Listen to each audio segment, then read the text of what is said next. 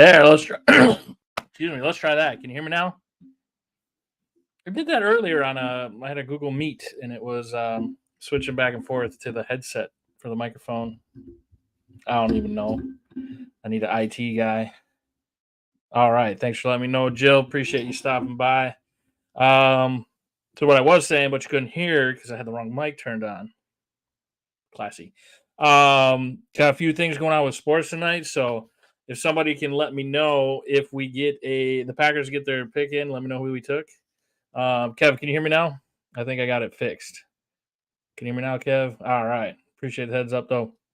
We got the Bucks playing. 2 minutes left, tie game. So trying to put that stuff behind. We got some stuff to focus on here, but if you want to let me know if you see something happen, I would appreciate that. Hope everybody's having a great week. Want to give a quick shout out to the folks at Higher Love. Don't know what we would do without their partnership, making all this possible, and just offering some great products to the people of Wisconsin and Michigan. Well, actually, it doesn't matter where you're from, but obviously it's nice for a lot of us here in the Fox Valley who are able to travel up north.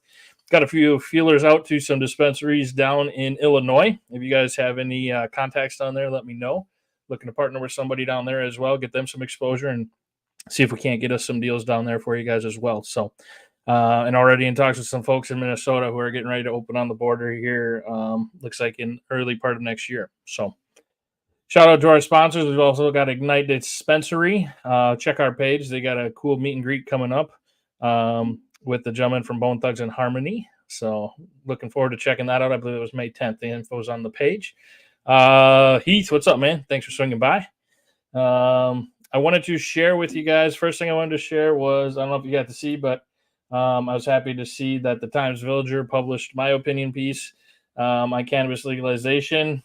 I had shared not too long ago, somebody had wrote into their paper and left that interesting piece on how legalization is bad and the slippery slope and so on and so forth. So I wanted to share that with you guys. Our podcast mic is doing all sorts of crazy, I don't even know what technology. But this would be really cool if we could just have like a campfire and we could meet up around a campfire. Maybe one day. That'd be dope. Jill said she got to read it. Awesome. Loved it. Cool. Hey, Randy. So I wanted to share that with you guys. Let me get this screen pulled up for you here with the headlines. But I thought it'd be cool to kind of start it with that one. Do a little plug here.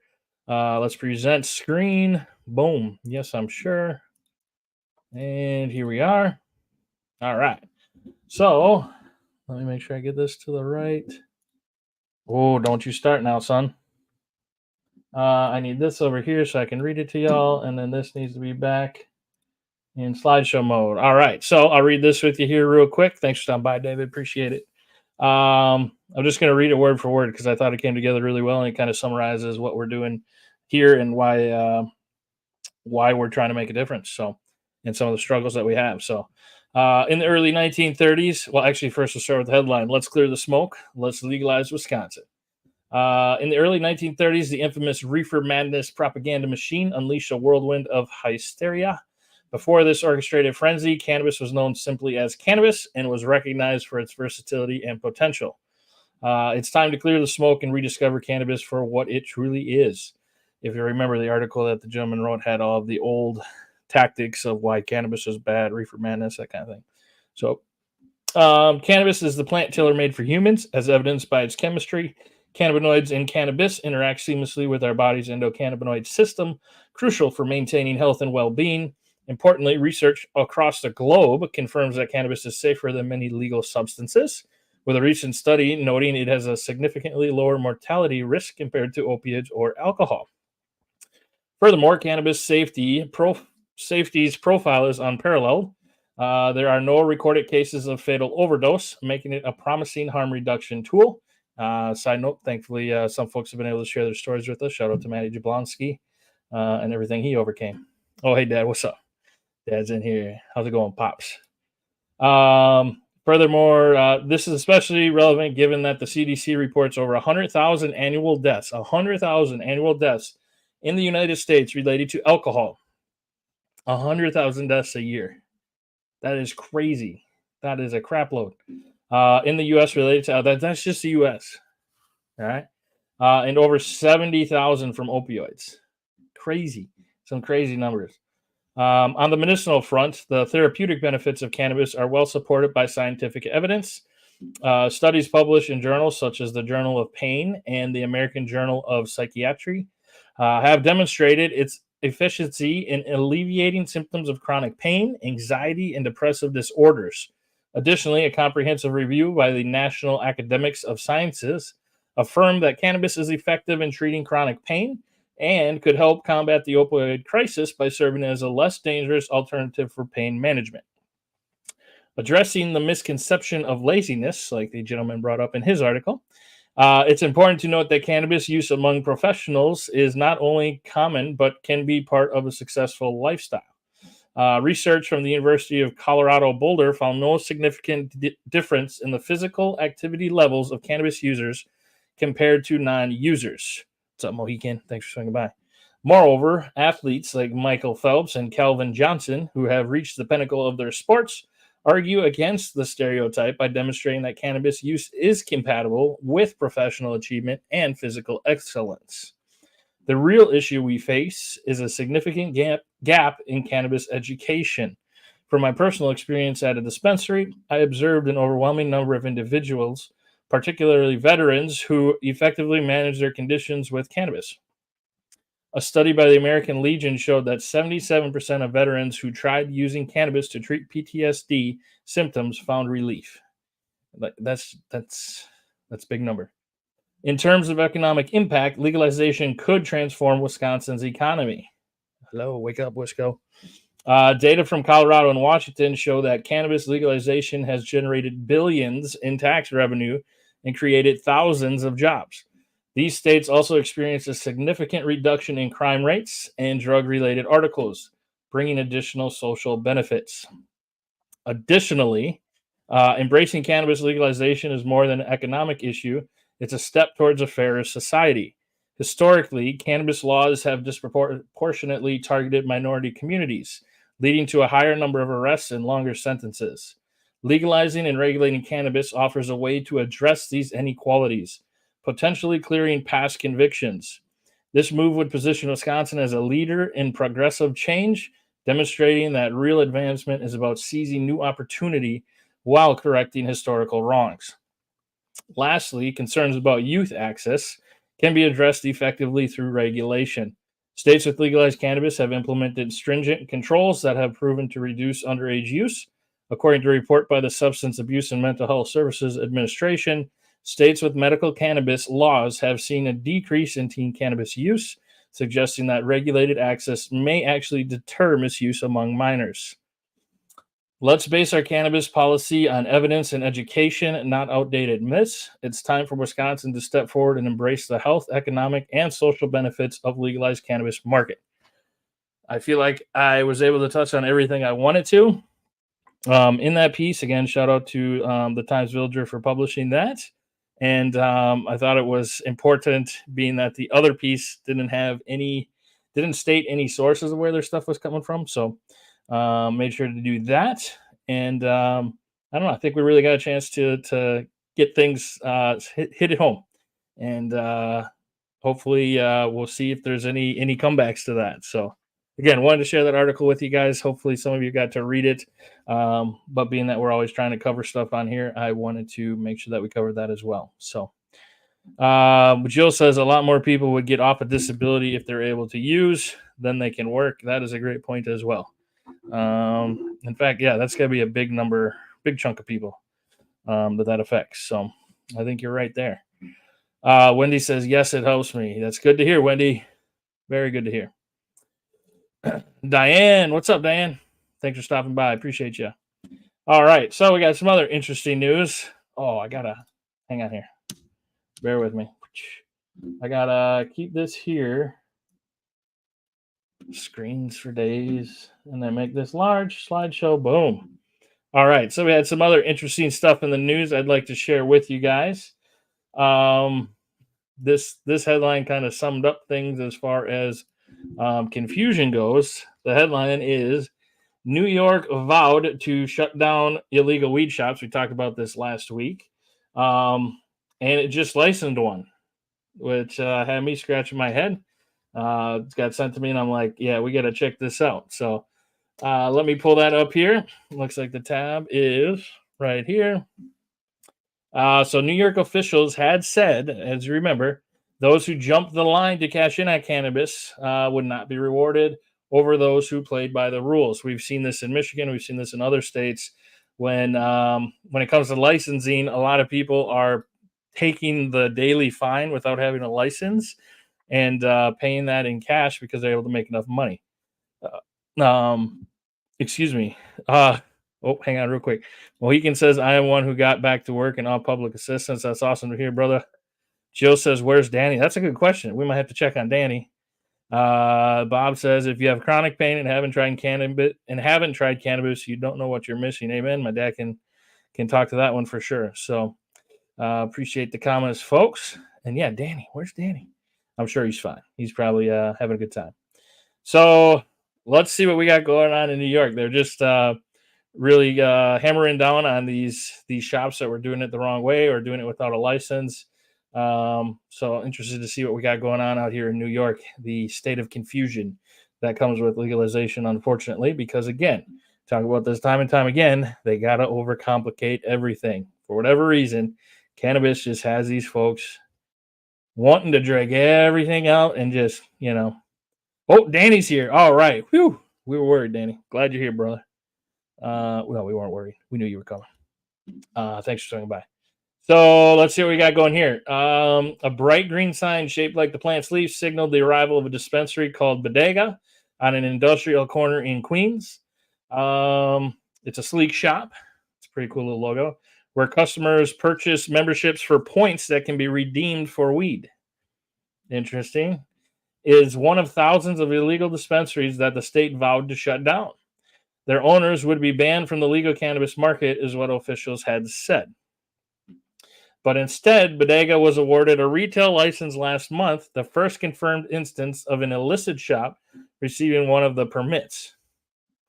Wonder if somebody got paid off. Wonder how does that work? The situation exposes lapses in the vetting process, undercutting New York officials' assurance that those who jumped the line to cash in on cannabis would not be rewarded over those who played by the rules. That's interesting. You buy points, and then you buy there's so many. I'm sure you guys saw it in Michigan when it first started. Again, why can't we just figure this out like adults? This is just crazy. They said it would not happen, says a gentleman that's in a trademark dispute over the use of the name Bodega. He owns Bodega NYC, a clothing line. But it looks like this situation surfaced after the State Office of Cannabis Management is under immense pressure from the governor and the industry to ramp up the pace of licensing and expand the legal market. Again, they all take forever. So yeah, we're going to be on their ass. But they're saying that they lack the bandwidth to stop some bad actors from gaming the system. So it looks like Bodega received a license, but it has not been granted official clearance to open. Why would it, right? Why would you get a license and the okay to open? No, there's got to be like a 2-year waiting period, right? I mean,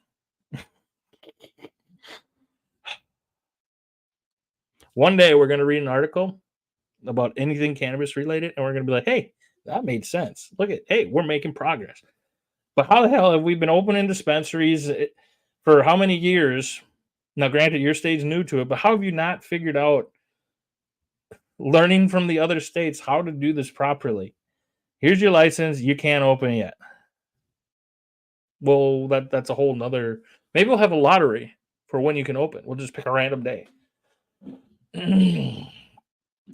So looks like there is abundant evidence suggesting that the regulators missed or ignored the fact that this bodega had been doing this reward system thing. The store does have a very good social media presence, it says, as well as a near perfect score on Google, where reviews posted as recently as February.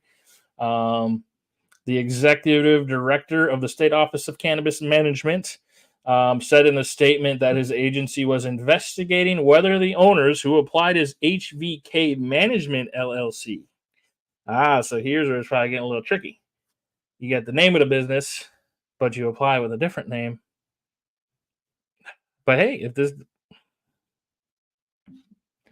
That's a little confusing, but that's how it works out here, folks. Everyone's trying to cover their ass.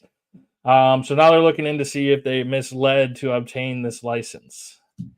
If so, he said they will exhaust all available options, including consequences of suspension, cancellation, revocation, debarment of a license, and denial of renewal, change of amendment of a license.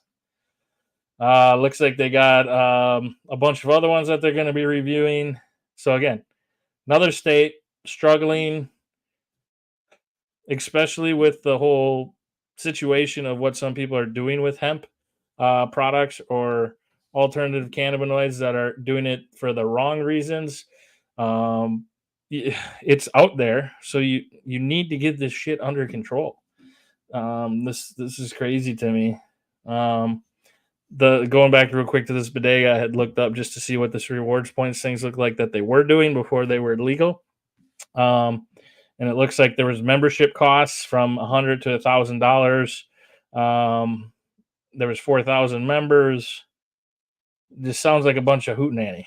But again, I'm not saying it's right, but this is what happens when we can't just sit down, be adults, and figure shit out. We're just going to keep running into, yeah, kind of know, but no.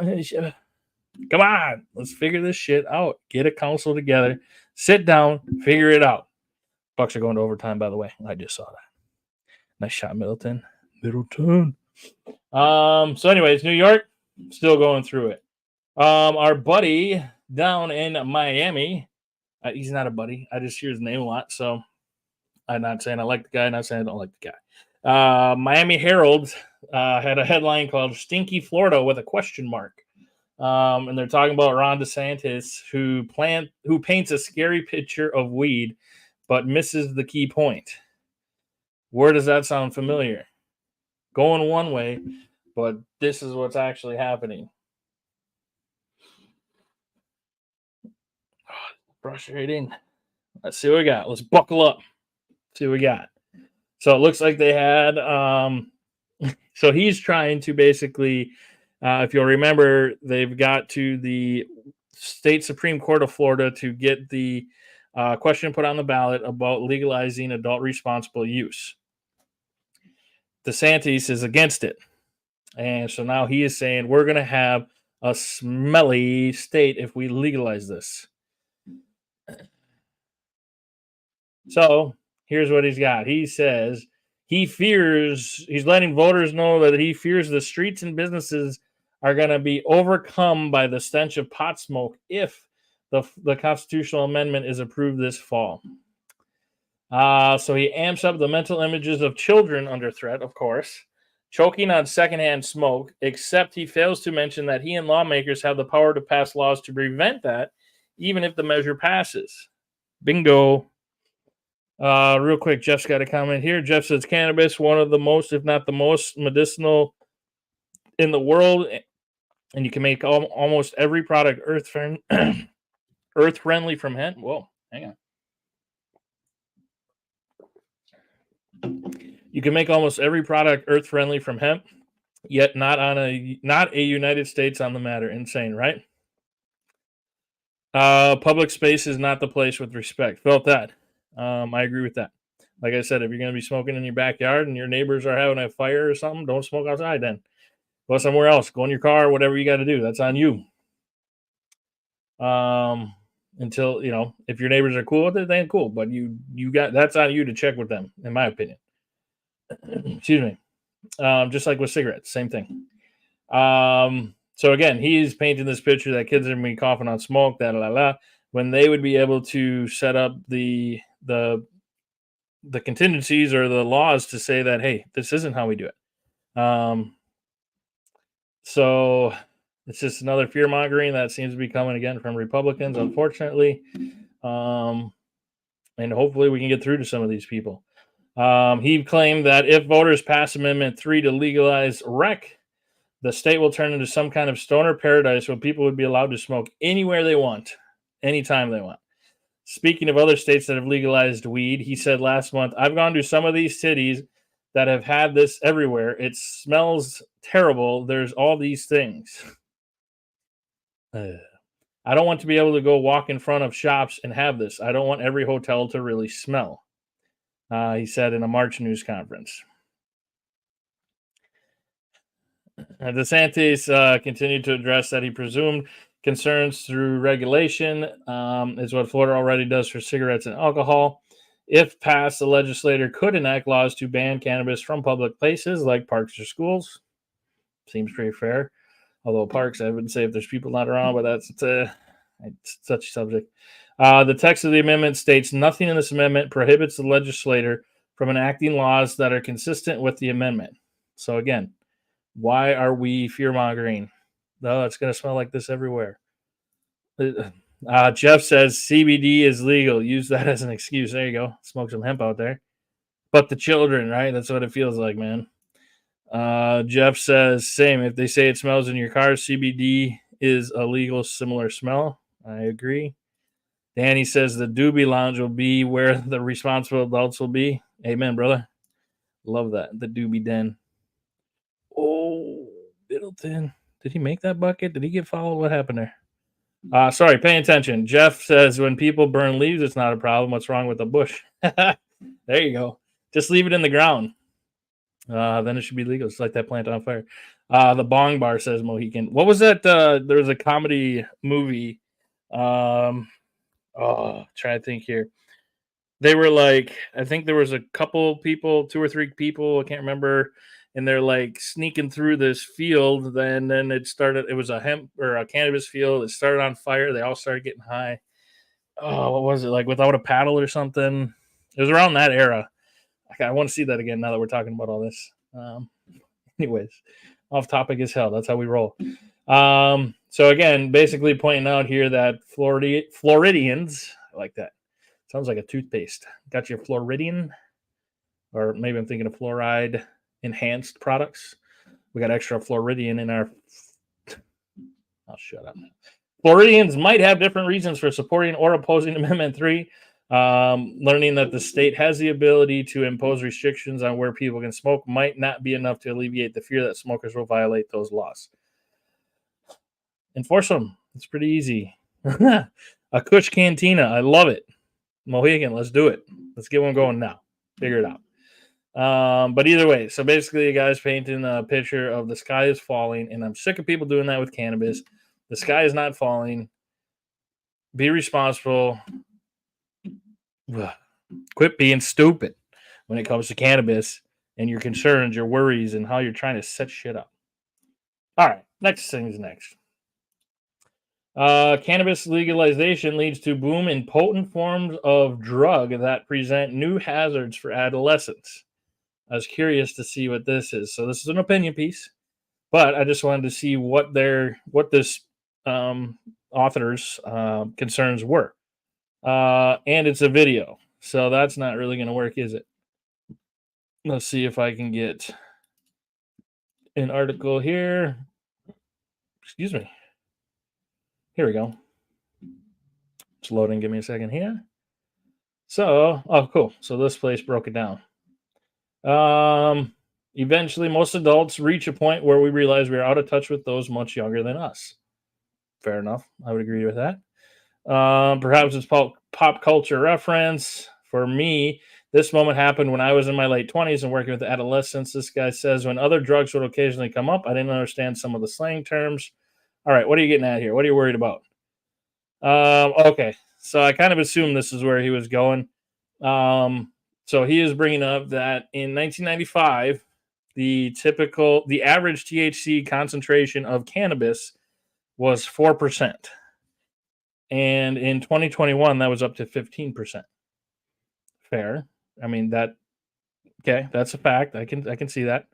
But now, what is his concern? He says cannabis now comes in a larger variety of forms than it used to.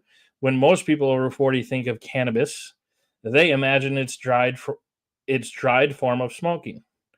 This cannabis was not particularly strong. The average THC concentration was 4% back in my day. Today, there are many different cannabis concentrates that have high levels of THC, typically ranging from 40 to 70% and more than 80% in some cases, depending on the method of extraction.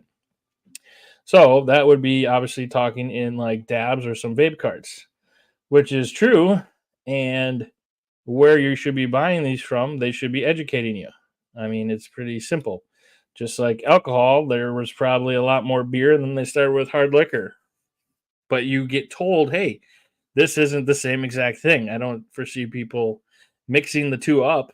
I mean, we all know flowers, the flower maxes out around 30%, and dabs are, if you're looking to get a lot more. Nate, what's up, man? He made it live. Let's go. Appreciate you swinging by. Jeff says no one's died from cannabis still, safer than alcohol and prescription drugs. 100%, man. 100%. So these include oils that can be vaporized by vapor dab pens, waxier substances, and even powders. Yes. So, but what's your concern here, guy? So he's saying THC is the chemical most strongly associated with the high from cannabis. By increasing the amount of THC, concentrated products can increase blood levels of THC rapidly and more strongly than non-concentrate, such as traditional smoked cannabis. Yes, that's how that works. Again, just like beer and liquor. They're not the same, but they both have alcohol. One is just way more potent. So he says there's a lot of names which can be confusing, such as butter, shatter, wax, crumble, keef. That's why if you don't know what it is, just like you don't buy a car that you don't know how fast it can go. You don't buy a video game for your kid that's not rated for whatever your kid is. You don't buy your 8-year-old Call of Duty when the campaign they're swearing and stuff. The names change regularly and can vary by guide or from person to person. Is his other concern here. It's best to ask what a term means from an open and curious place, as opposed to acting as if you know the terminology. Yes, that makes sense. Many concentrates are vaporized and inhaled, dabbing. Okay, here's the adolescents. I want to see this. What his headline talks about the adolescents and this being bad. So let's see what he's got. One of the reasons why young people are drawn to these sorts of products is that vaping or dabbing the concentrated form makes it easier to hide cannabis use. Vaping cannabis does not create the typical smell associated with weed. So he found that, or there was a study that from 2017 to 2020 in adolescents had jumped up from 7.2 to 13.2% as far as vaping increase. Decent amount. A more recent study in 5 northeastern U.S. states found that 12.8 had vaped in the last 30 days. Okay, so this is all just so. This is another trying to scare people tactic. He even says right here, this is similar to, where'd he go here? The best analogy is with another drug, alcohol. Most people know that a 12-ounce beer is much less potent than 12 ounces of vodka. Cannabis in smoke form is closer to the beer, while concentrate is more like vodka. Neither is safe for an adolescent, but one is even more dangerous. Yeah, that's pretty common sense. This is a terrible article. I don't like this. And this is the professor of psychology who wrote this piece. Why don't we just educate our children? When it's that time that they're able to, or they're probably going to be good adults. When they're able to, we just got to educate. This shouldn't be this is just goofy. That's all I got on this. I'm going to leave it at that. Another one that just does the old fear-mongering tactics, even though he lays out in there. This is very similar to alcohol, but we're going to make it a headline. I'm sick of these headlines, folks. It is a little sad and frustrating. This one I wanted to see. We touched about, I think this one was about a week or two ago. We were looking at how companies were getting stung in New Mexico by Border Patrol because as long as you're within, I think it was 250 miles of the border, Border Patrol still has jurisdiction, and they were stopping people that were legally transporting to their dispensary products to that dispensary. And this was neat or interesting to see that New Mexico governor criticizes Homeland Security Secretary over cannabis seizures in a secret recording. This caught my eye. Let's see what we got going on here. The Democratic governor complained that she feels boxed in by the federal government's crackdown on New Mexico's state legal cannabis industry. Don't blame her from what we've been hearing. Hey, that's like Danny says, any PR is good PR, Bobby. We know the truth. That's true. Jeff says, do people have normal on their email list? They keep you pretty updated on all the laws and studies. That is good to know. So let's see where she runs into this. So it looks like her comments came in a phone conversation with a senior administration official whose identity has not been disclosed that was recorded by a third party and posted on Twitter, X, now known as X. Okay, let's see what she said. Where is it here? What is she saying? So on the call, she confirmed she has raised the issue all the way to Maracas in a meeting that was previously reported by local news station. Customs and Border Protection agents are quote worried about fentanyl, so they're taking all our cannabis, end quote. She said on the call. So the spokesperson previously told the Associated Press that Mayorkas assured the governor that federal policies with respect to legalized cannabis have not changed, yet they're taking their stuff. The new audio highlights the governor's frustration. Here she said, the secretary said to me, just so you know, who cares? They make a lot of money. End of quote. That is terrible. Hang on. We got the inbound pass real quick. 1.6 seconds left. They inbound Middleton for 3. Oh, and it falls short. That's all right. Pucks without Giannis. It's going to be tough. So she says, I thought that was really inappropriate. I agree with you. If that's what they said, that is sad. She says either you have to adjust it or I have to send you a letter saying you're prosecuting the states. You are not using your discretion. You're not working with me on immigration. And I don't want to send that letter, but I'm boxed in. Man, I feel the frustration. It says the seizures by the CBP are more widespread than a few Department of the Interior officers. She said 15 seizures have occurred since mid-February at the checkpoints heading north, east, and west out of Las Cruces. 15 seizures that are being transported legally. There's going to be good news on here one day, folks. Again, we got to learn from all this bullshit. I think Michigan, too, somebody had told me, I never thought of this, but Michigan is a tricky one, in a tricky situation because Border Patrol technically has jurisdiction in like 90% of the state of Michigan because of the open water on both sides of the state. Because we go 250 miles in from the border where your Border Patrol can patrol. I don't know, it's just kind of a crazy little thing. So sounds like there's still some issues out there in New Mexico, but I'm kind of glad that this got leaked. Put some pressure on these folks for being putzes. It's ridiculous, it's unacceptable, and it's long overdue that we don't have to deal with all this bullshit. So kudos to her. I like her. This was also good to see. North Dakota Secretary of State approves cannabis legalization ballot measure for signature collection. Man, if we could figure out something like this in Wisconsin, that would be great. This guy approved, North Dakota Secretary of State Michael Howell approved a petition for circulation that seeks to put a measure to legalize cannabis on the election ballot. The proposal, if passed, would make it legal for those 21 or older to produce, process, sell, and use cannabis.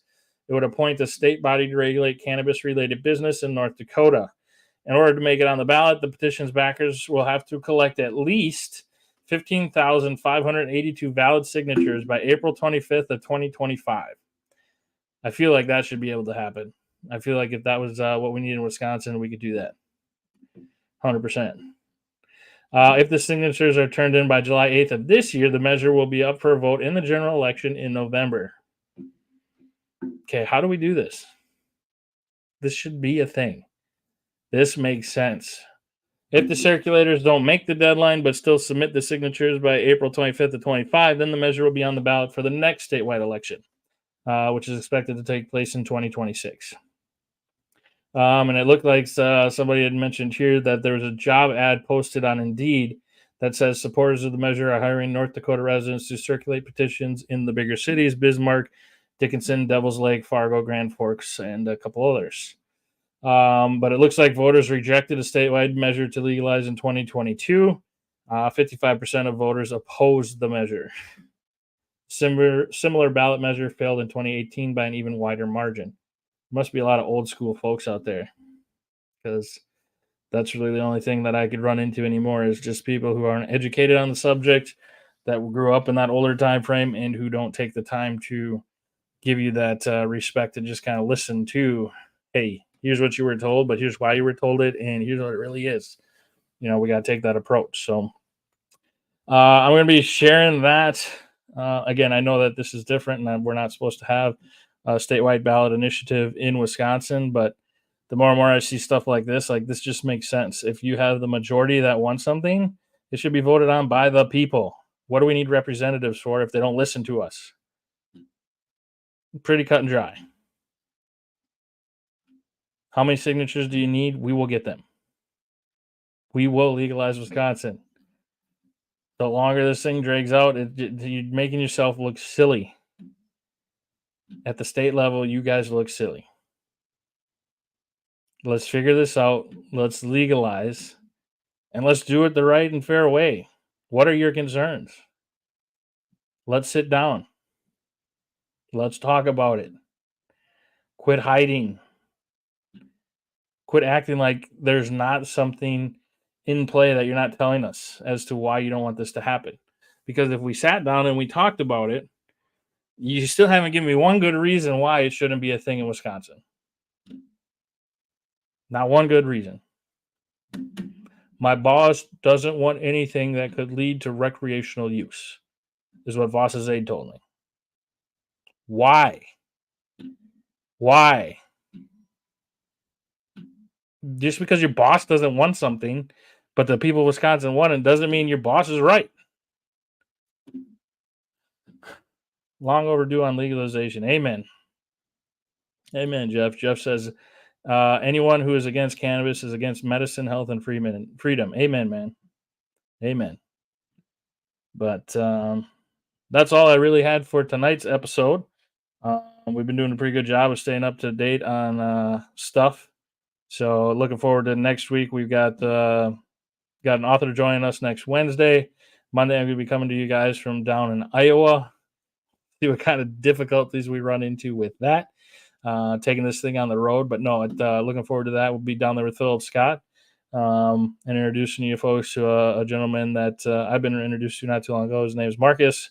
Great fellow with New Breed Equity down there. And look forward to as frustrating as this can be sometimes. We got to keep talking about it. We got to figure it out because they aren't. So it's going to take all of us. And again, remember, we're closer to legalization today than we were yesterday. So we got to keep rolling with it. So hope everybody has a great night.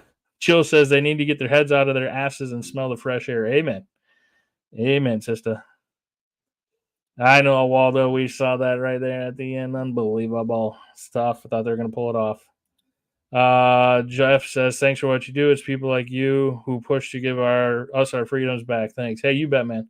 And again, it's just me. I'm just a loud guy. This is all of us. So, but I appreciate the words, man.